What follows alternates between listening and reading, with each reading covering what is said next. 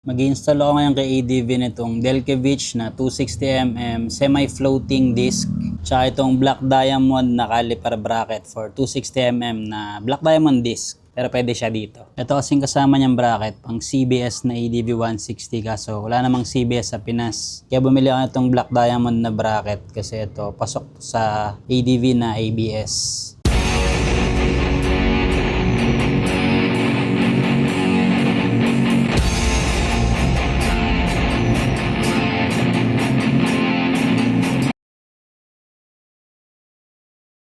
Ito yung stock caliper bracket ng ADV 160. Tapos ito yung kasama ng Delkevich na pang CBS nga na ADV. Sakto yung butas niya dito sa lagayan ng caliper bolts. Kaya lang ito, yung sa mga caliper pins, hindi siya ubra, hindi magkatapat. Ito namang Black Diamond na nabili ko lang second hand sa taga dito din sa Pampanga. Sakto yung sa caliper bolts. Tapos yung lagayan ng caliper pins, saktong-sakto lang din siya. Ito yung subukan ko ngayon dito para mapag-ubra ko. Yung mga iba kasing bracket na nakita ko, hindi maganda yung kain niya sa disc. Kaya nung nakita ko, ito yung binili ko kasi yung Black Diamond na disc tsaka yung ganito, maganda yung kain niya. Pero subukan natin, malalaman naman natin yan yung kain or yung lapat ng pads kapag kinabit na natin tong bracket na to. Ayun yung brand name niya, Delkevich. CNC floating pero semi-floating lang to. Yung full floating kasi nagra-rattle yon pag ginanyan nyo. Ito kasi meron siyang spring washer sa likod na nag-hold sa kanya para hindi siya nagra-rattle. Pero may air gap pa rin yan. Ito may gap yan doon. Pinohold siya nitong button, ang tawag dito, na naka-rivet. Tapos may washer, merong spring washer. Pag pinipindot mo yan na ganyan, lulubog yan. May space na ganun. Side to side na movement. Pag ginanyan mo yung disc, gumagalaw siya. May movement siya ng konti side to side pero forward tsaka backwards wala. Ganun lang dapat para kapag pumapreno ka mag-a-align yung disc mo, mas lalapat yung pads, mas lalakas yung braking power. Yung gap din ng disc, ito kasi metal, kasi ito aluminum yung carrier niya. Para naman yan sa thermal expansion kasi kapag umiinit na yung disc mo kape-preno, pero halimbawa sobrang steep na downhill tapos babad ka lang sa preno, mag-iinit talaga ng sobra to. Mag-i-expand ngayon yan kasi ang metals nag-i-expand yan under extreme heat or friction. Meron siya ngayong space dito, yung gap na yan, para pag nag-expand siya pa ganon or pa ganyan, malilesen yung chance na mag-warp siya. Yung stock kasi one piece lang yun na metal. Nangyayari naman kasi sa stock, pag sobrang init na nito, kasi ito hindi masyadong iinit, mas mainit to, posible siya mag-warp kasi nga one piece construction. Ito nakahiwala yung metal sa aluminum na hinuhold siya nitong buttons, tapos meron siyang gap doon sa gitna. Ang aluminum din, kaya aluminum yung carrier nito, mas mabilis niya madidissipate yung heat galing dito sa kape-preno mo compared kung full steel lahat. Yung size difference din, mas malaki to. Ito is 260mm. Yung stock disc naman ng ADV 160 is 240mm. Mas malaki siya ng konti. Medyo lalakas din ng konti yung preno natin dyan kasi mas malaki yung diameter ng disc. Itong stock disc, yung sinusukat ko kanina, nasa 3.6mm siya. So 1mm na lang, nandun na siya sa minimum thickness na 3.5mm. Original na size nito is 4mm. Sinukat ko rin itong outer part na hindi nalalapatan. Medyo palitin na rin siya. Almost 50,000 na yung mileage ni ADV. Okay na rin. Sobrang tagal na nun. Ito namang Delkevich, nung sinukat ko yung thickness niya, nasa 4.2mm. Kasi nakalagay dito, ang minimum thickness niya is 4mm. 0.2 lang siguro kahit pabutin mo ng 0.5mm yung minimum. Sagad-sagad na talaga. Ayun, magkaiba sila. Mas makapal ng konti ito. Pero yun nga, iba yung nakalagay na minimum thickness or yung service limit niya. Saktong-sakto lang din yung alignment dito sa mga butas. Tapos pwede mo gamitin yung stock na disc bolts. Pero hindi ko gagamitin to kasi magasgas to May kulay kasi. Pag nilapat mo kasi ito is, ganyan yung korte. Meron siyang nakalagay na permanent thread locker yung stock. Kulay red. Bumili ako nitong hang bolts, yan, CNC. Flat din yung ulo, tapos malapad. Lagyan ko rin ng thread locker, pero medium strength lang itong nilagay ko. Bawasan ko na lang yung torque niya kasi iba yung tensile strength nito. Itong bolt, pati nitong aluminum carrier. Kaya babawas tayo. Sa torque settings, lahat yan may thread locker. Para hindi siya basta-basta kakalas. Parang stock lang din. Saktong-sakto din yung pagkakabilog niya dito. Dikit na dikit siya dun sa may stopper. Nalapat ko na siya ng hand tight, 5mm na Allen. Pwede nyo rin gamitin to sa stock, itong mga bolts na to. Ganda niya, sakto Saktong-sakto siya dun sa hukay nung carrier plate. Bumaga yung kulay dito sa may buttons. Torque ko muna siya ng 7 Newton meters kasi 20 Newton meters yung stock. Magkaiba kasi ng tensile strength ito. Itong bolt siya, itong carrier. Baka kasi masobrahan. Kasi yung steel, 20 Newton meters nga. Try ko muna 7. Pakiramdaman ko lang kung sobrang higpit ba o hindi. Tapos pa-X pattern yung higpit ko. Pakiramdam lang muna. X pattern. Nakaset ako ng 7 Newton meters sa torque wrench. Lapat ko siya dahan-dahan. 7. 7. 7. Hindi pa natin naigpitan to. 7. 7. 7. Siguro isasagad ko na lang siya ng 10. Tapos kung mapansin ko na lumuwag, sa dadagdagan ng torque. Kasi 20 nga yung stock. Yun, 10. Mukhang sakto lang. Nakatakot i-20 to 10. 10. 10.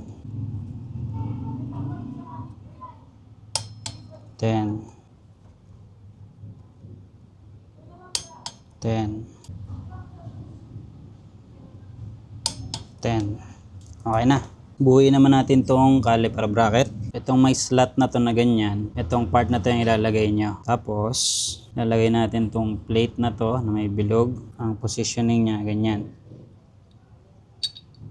Nakalapat yan dito. Diyan kasi lalapat yung isang brake pad, yung dulo. Medyo maialog siyang konti. Hindi kagaya sa stock na masikip talaga. Ito yung butas na yan. Sa stock, saktong-sakto yung fitment. Ito medyo may space ng konti. Pero okay din para mas ma-align natin ang maayos sa caliper. Itong caliper pins. Sa itong part na to, i-screw lang natin yan dyan. Para pala matanggal nyo to, Allen key lang dito. Hindi na pang higpit natin dito. To-torque din natin. Higpitan natin ng 6mm na Allen key. Hand-tight lang muna. Yan, hand-tight. Yung isang caliper pin, meron siyang washer, lock washer siya. Merong hiwa. Sakto yun sa thread nito. Yan. Ito hindi ko may to-torque kasi wala akong deep socket na 12mm. Hindi aabot yung 12mm ko eh. Bibili siguro ako ng 12mm na deep socket para may torque ko to. Ito na lang muna, tensiometer. Lapat ko lang yung lock washer. Hand tight.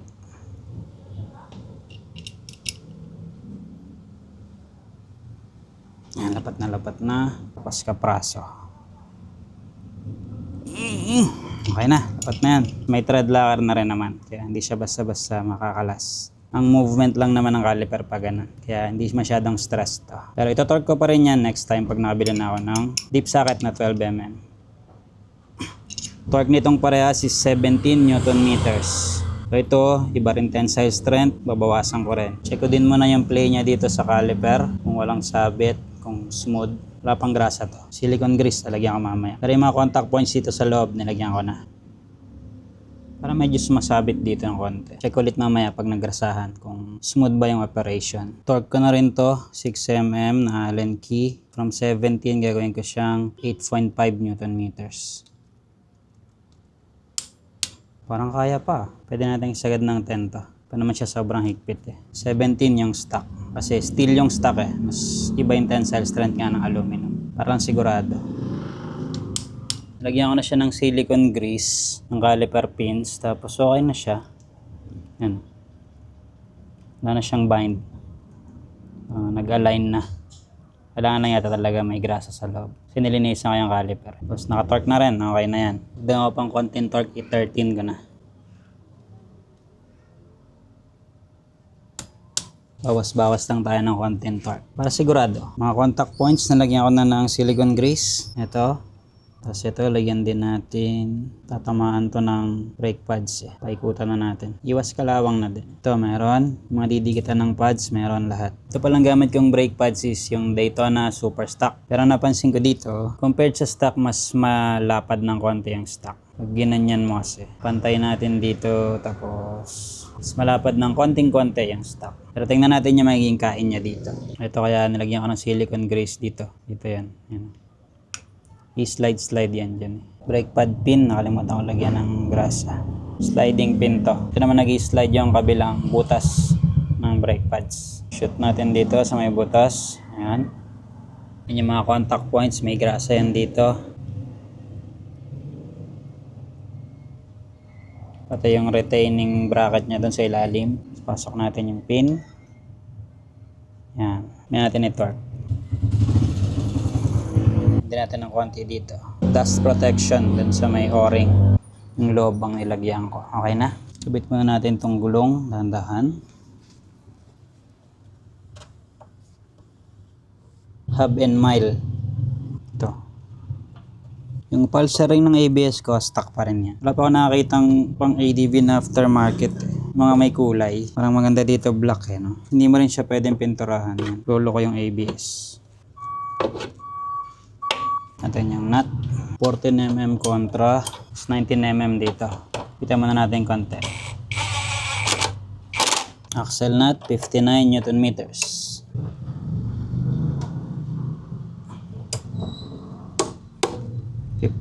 Meron pa akong nakita na mas malaki pa dito eh, 280mm. Ang brand niya is 7-speed pang ADV. Mas mahal nga lang yan, nasa 5K. Ito kasi 2.5 ko lang nabili, tapos yung bracket nasa 500 ko nabili. Pero yung black diamond na disc na may kasamang ganito na bracket na plug and play na, nasa 4K to 4.5 yung presyo. Kaya ito binili ko medyo mas nakamura ako. Shoot natin yung disc sa pagitan ng brake pads.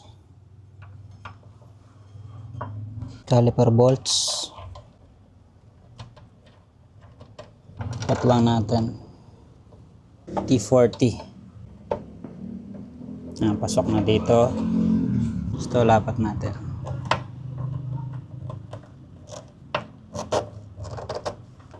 Hand tight. Hand tight. Lapat muna natin yung pad sa disc. Logan ko muna to ng kapraso. 1/4 of a turn. 1/4 of a turn. Tapos bigayin ko yung front brake hanggang lumapat yung brake pads sa disc. Ayan, lapat na siya. Tapos, pipigayin ko lang yung preno. Saka siya higpitan.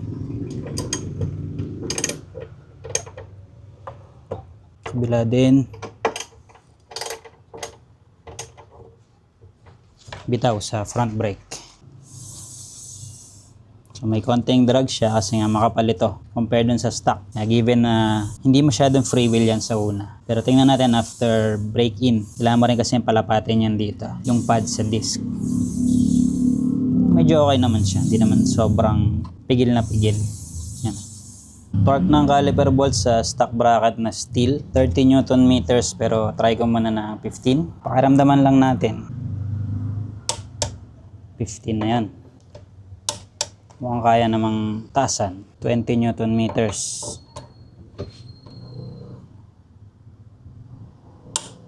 Mukhang okay na siya ng 20. Mahigpit na. Mahigpit. Okay na ako sa 20 Newton meters. I-observe ko na lang. Kasi yun nga, aluminum bracket, iba ng tensile strength yan compared sa steel. Brake pad sliding pin, 17 Newton meters to pero 15 lang ginagawa ko. 15. Okay na yan. Check ulit natin.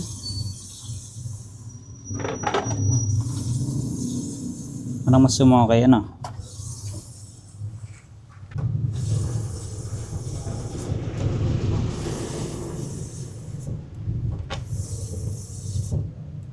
Hindi na siya masyadong pigil nung na-torque na natin. Lagyan natin ng marker na whiteboard marker, wag yung permanent. Para makita natin hanggang saan yung kain ng pads. After ng test ride, check natin to.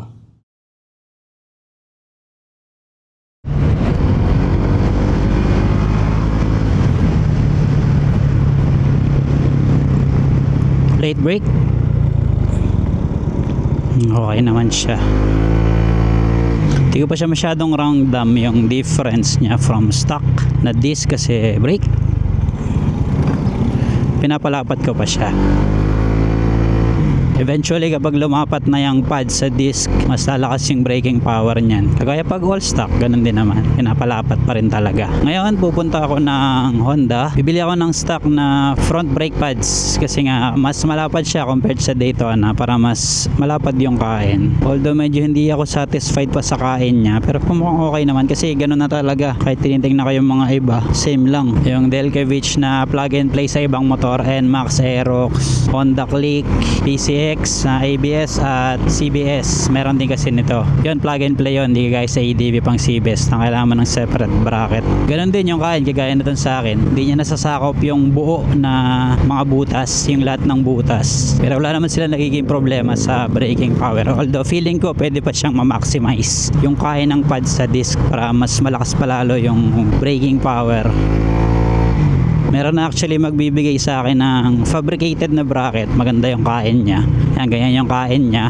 Next week daw, iabot niya sa akin. Dadaan yata siya dito ng Pampanga kay Jules galing.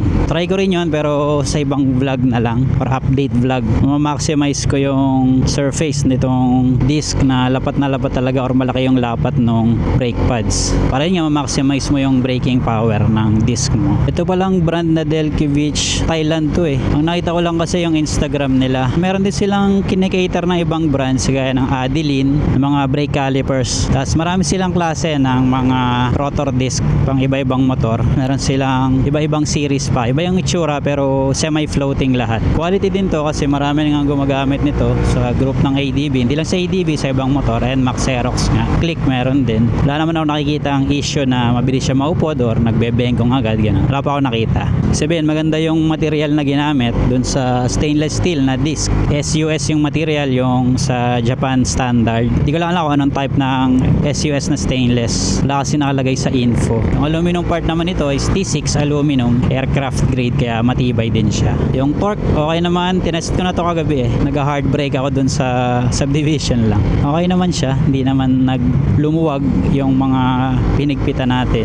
Nakakahinto naman ako ng maayos. Although hindi ko lang ganong karamdam pa yung difference. Kaya kailangan ko pang palapatin. Yung palang drag na normal naman yung drag niya kapag bago pa yung disc kasi makapal pa nga yan, yung pads mo makapal pa rin, ganun talaga. Hindi mo siya ramdam pag tumatakbo na yung motor, hindi mo ramdam na pigil yung takbo. Eventually pag lumapat na rin yan, medyo numipis, mas okay na yung free wheel niyan. Tapos yung buttons or yung bobbins, medyo luluwag din yan, magkakaroon siya ng play side to side, kaya mas maganda yung magiging alignment ng pads after braking. Kapag mas maluwag yon, mas lapat yung pads kada piga mo ng preno, mas lalakas din yung braking power. Sa ngayon, initial impression lang muna talaga kasi kailangan pa natin yung i-brake in. Gawa din ako ng separate vlog ng update mga after ilang kilometers. Minimum 1,000, ganun siguro. Para brake in na talaga. Pero so far, okay naman siya. Wala naman ako naramdaman nakakaiba. Maayos pa rin yung braking system natin. Sana open na itong Honda Big Bike. Ito ako nabili ng spare parts kasi mas maaga ito mag-open. Check pala natin yung marker na nilagay ko. Ganito yung kain. Sa gitna nitong dulong bilog. Ganyan lang din yung mga nakikita ko na kain. So, yung ibibigay ng tropa sa akin, hanggang dito yung kain. Yan. Ma-maximize natin. Pero sa ngayon, ito muna yung Daytona brake pad. Siguro pag nag-stock ako, mas lalapat pa ng konti yung kain. Ito yung code nung stock na front brake pads ng ADB 160. Din Thailand. Thailand din kasi yung disc natin. 535 dito. Sakto, mamaya lalabas kami ni OBR. Pero bago kami lumabas, ikakabit ko muna yung front brake pads na binili ko. Tapos after check natin yung kain. Kung nagbago ba yung kain dito. So nilagay nating marker. Kakawi lang namin ni OBR. Abit ko na kanina yung stock na front brake pads. Tapos ito yung resulta niya. Papansin niya mas malaki yung kain ng stock na brake pads. Umabot na siya dun sa halos dulo nitong ilalim. Or 3/4 nito. Yan yung guhit na yan. Hanggang yan sila malapat. Pero hindi pa masyadong lapat to kasi nagbe-break in pa. Yung Daytona kasi parang hanggang dito lang yan. Yung isang yan. Mas malapad talaga yung stock. Yung material ng pad. Tsaka mas mahaba din pala yan. Chinek ko din. So honestly, okay na tong kain na to. Ayan, pero hintayin pa natin yung fabricated na ibibigay sa akin. Tapos try din natin dito. Para abot pa yan dito sa ilalim nito. Or halos ilalim. Nitong butas na to. Yung free wheel. Mas free wheel na siya.